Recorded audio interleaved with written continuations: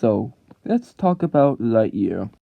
No matter what people say about the Toy Story trilogy, it is often considered to be one of the best trilogies out there, brought you by the minds of John Lasseter with Pixar themselves. But this time in this film, it's not going to be your straightforward Toy Story sequel. This time, however, is a Buzz Lightyear spin-off, which is not going to be around the toys, but in Buzz Lightyear's life. Yes, I know this isn't the first time Buzz had an actual spin-off, since he did have one in Buzz Lightyear of Star Command and the Adventure Begin film, which is, well, in the put of a way, mediocre, but at least the series is known to be as a nostalgic series. But it did kind of leave a bit of room for an improvement now, didn't it? So now that we're entering into Lightyear, will this film will go into infinity and beyond, or will it not? We'll see for ourselves. The one thing that you need to know about Lightyear is that it's a blockbuster movie. Has a bit of some action, sci-fi action, and also some other scenes as well. And I will say that the action scenes are probably the best part about the film, since they're nicely detailed and they do have some good stuff about them, which I'll get to later, and at least makes audiences be interested to know what the characters will go through throughout the adventure. However, as a blockbuster, this film can sometimes have some issues, and the one that's the most problematic of them all is regarding the tone. It feels like it's going to like an action scene at the end scene of the characters wondering how they're going to defeat Zurg and all, or going to see how Buzz is struggling. The tone can feel like it's going into different directions, like it doesn't even know what it's talking about, like either being a sci-fi film or a kid-friendly comedy. But I will say that the jokes were quite funny. Some gave me a chuckle, or some, I think one of them gave me a laugh, I can't remember. But to be honest, if this film having some decent jokes, they don't feel like they fit for a sci-fi film, which it kind of is confusing using what kind of direction are they going with. However, what keeps us away from being a bad story is that the story itself is quite good. I'm not a big fan of the part where they try to defeat Zurg, since they already did that in the part of Star Command, but the best part about it is that it can feel a bit emotional at times.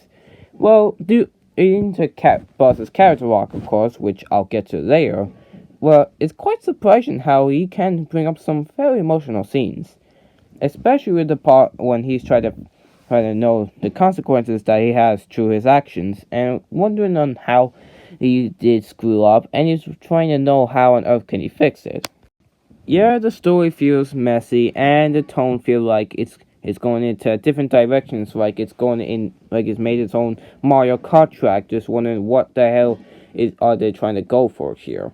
But thanks to the other elements, like some of the sci-fi action, some emotional core, and some character arc by Buzz, you can still tell that at least they did try to make a Buzz Lightyear film.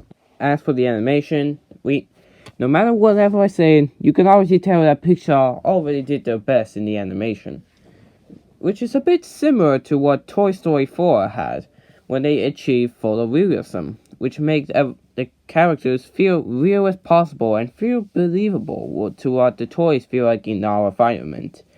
Yeah, I know it's animation, but here, you can tell that they actually made it realistic as possible, and this might be what toys might be doing when no one's looking around. The same thing can be said about Lightyear until how they actually achieve in realism, especially in the backgrounds where they have to be stuck on this one planet due to a failed mission and had no choice but to call their home. And they even there kind of other achievements in the backgrounds too, when they went from like some kind of nature planet with some aliens to a war zone with Zurg's army. I can even say the same for the character designs, which they actually do work for the realism. I mean, yes, they don't seem like a bit realistic that much, since they more have a rounded future, but it's a bit similar to what they did in Toy Story, with Andy, Bonnie, and even some of the humans as well. So it does fit in that Toy Story category, even if they don't feel realistic, but at least they do fit in the Toy Story universe. And but the best part about the animation is with the action scenes. They actually do spice up the moments that actually have some nice movements with the character animation, those action scenes, great danger, and nice pacing. And which makes and since the character designs have a realistic look, you can tell that people will be engaged into the action and want to see what actually happens and want to be excited on what the action will be. The story may not catch someone's interest, but the animation is what actually keeps this film to be seen in the theaters on the biggest screen as possible, with some nice action and good designs, character animation, backgrounds. It all works well to be seen in a very big theater to what makes this animation a masterpiece. As for the characters, the story may actually give some characters a bit of a low down for some reason, but at least the cast did give it a all to make characters as special as they are, or even more likable. And is that they also did a good job on the characters, even if the characters don't stand out. The voice acting is what makes these characters is memorable, especially with Peter Shaw as Socks, or whatever name that voice actor was. But at least Chris Evans did actually a good job to be as Buzz Lightyear. Sure, he's not Tim Allen, but at least he does give an effort to be Buzz Lightyear and how his character is. Well, with a good actor, the Buzz Lightyear character is surprisingly quite believable from the Toy Story films. Is that at least he is passionate to get everyone out of the planet so they can actually live life. But no, they had no choice but to stay there due to a failed mission. But Buzz really does not want to give up on this mission by using hyperspeed and all that. And throughout the film, he's quite actually having some mixed thoughts on what's the best thing to do. Try to go back into the past or stay in the future where some of the characters that live in the future no longer existed. Which is the one that actually gets him to struggle is Alicia, who is Buzz's best friend, who is now the new commander. And since Buzz has a hard life, Alicia also went on to get a wife, a kid, and all that.